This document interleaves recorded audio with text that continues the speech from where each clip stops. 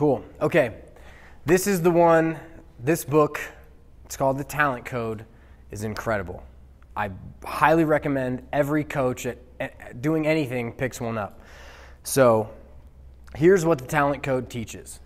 It teaches from so I graduated with a psych and neuroscience degree from the University of Colorado, so I love psychology. But so this takes the basis of actual neurobiology and how people learn.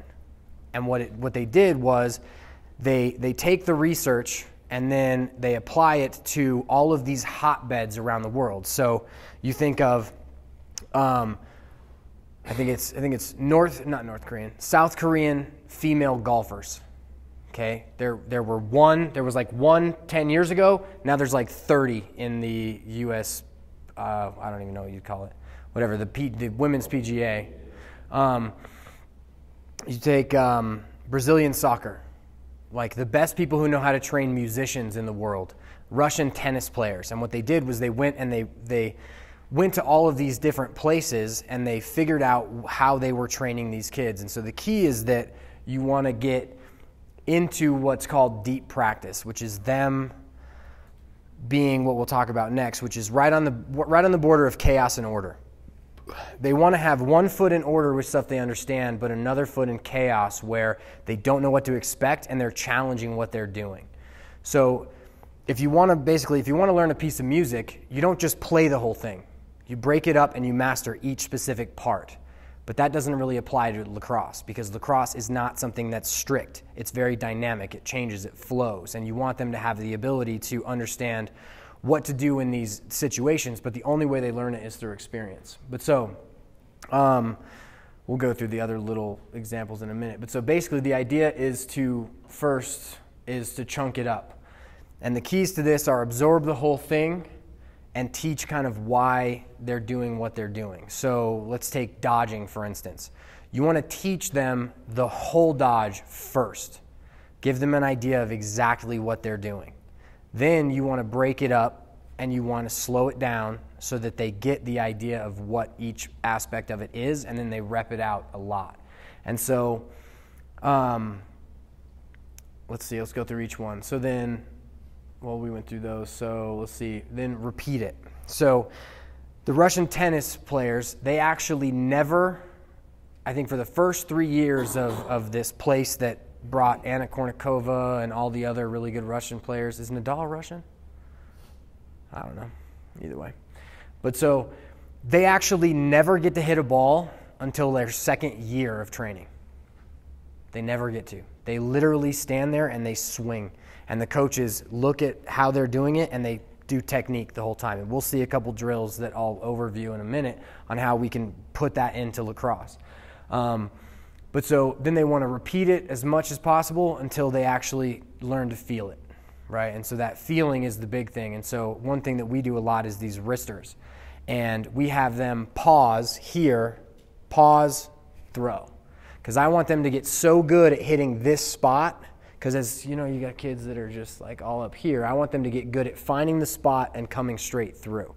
But so as they learn to feel it, it's a good thing. And so this quote from Joe Rogan, he's talking about Brazilian Jiu-Jitsu. So he's a black belt in Brazilian Jiu-Jitsu, and his biggest thing is like, I can't teach you if you were taught wrong. Because if you were taught wrong, anytime you're tired, you go right back into what you were taught wrong. There's nothing to do. So as coaches, especially kindergarten coach, second grade coach, third grade coach, getting them to do it right out of the gate will exponentially make them better as they get older. And so it's just like an investment, right? If you invest early in something that's, not very volatile, like you're going to have significantly more than you would if you didn't. So now we're going to talk about John Wooden. And so the way that you train lacrosse is, because it's dynamic, you have to let them play. So you set it up, you get it running, and you let it run. And as they talk about John Wooden within this book, they talk about how they thought they were going to get this crazy X's and O's, live in speeches, and all of these like just crazy mental strengths out of this coach. But they didn't. They went and they saw him, and the drills would run, and he would have very small adjustments, right? So the player, he'd be like, you, here, not here, here, and then snap, not pull, just snap it over. Little adjustments to each kid without stopping the drill. Or as far as passing with basketball, snap it off, don't do this. But so those little small things will allow everybody to continue playing without having to stop it for everyone. And then we'll go to the Brazilian soccer example. Brazilian soccer took off because of this thing called futsal. Do you guys know what futsal is? So basically futsal is like indoor lacrosse compared to outdoor lacrosse. But they use a heavier ball. So as their foot hits it, it doesn't go anywhere. So all the technique, they have the ability to really refine it as they're learning through it. And what they do is they teach little drills to start it, and then the coach just goes, cool, play. And he basically just watches them play. And he allows the actual game to become the feedback that the kids need. And so I am probably one of the biggest, I'm trying to change it as much as I can. If I see 3 kids, I put it in one of my videos online actually. If I see 3 kids make the same mistake, I'll stop it, everybody, I'll teach it again, and then we'll go again. But what I need to do is I need to teach those 3 kids as everyone's going. Michael, you need to this. Justin, this. And let everybody continue to run. So I like this kind of, I don't know that it's a quote, but so the mistakes alone give feedback better than any coach would after like stopping it and saying something. And so these are examples from the best trainers in the world, right? The people who produce the best kids or the best individuals. And so I really liked this book because it really helped challenge the way I was going about doing what I was doing. And so I wanted to share that. Any questions or comments on this stuff? Pretty good? It's hard.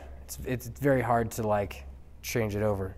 But if you're just coming into coaching, maybe it's just like the other where it's easier to train someone who's brand new than try and reformat someone. Okay.